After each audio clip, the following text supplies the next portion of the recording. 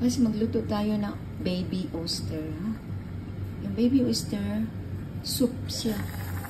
Yung soup, kaya ano natin siya dito, guys, ito siya, lagyan natin siya ng kunting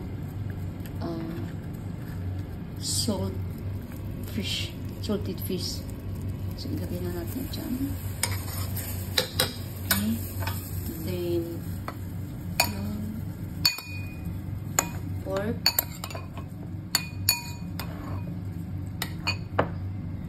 Lagay natin pork. Okay.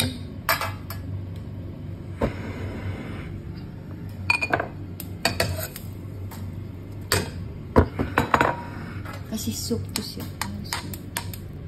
Lagay na natin dyan. Wala to siyang edit-edit. Huwag mong edit-edit. Kasi ilagay natin dyan sa rice.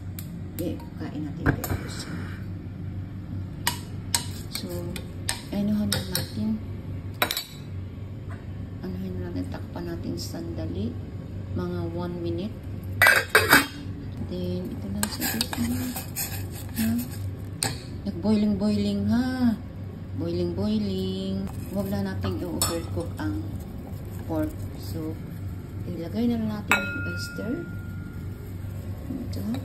Then, okay. 1 minute ang boiled niya. 1 minute. So, nag-boiled na siya, guys. So, hindi na natin i-overcook, ha? No overcook. Stop.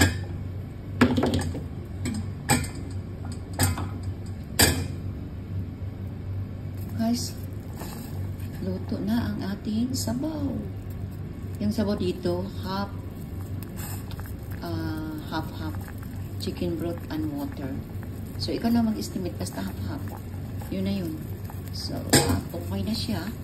Ready to eat na. Lalagyan natin ng coriander para may green. Okay, coriander.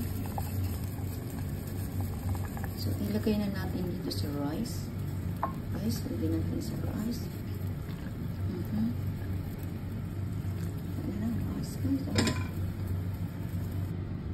So, iyan na naman natin yung gusto.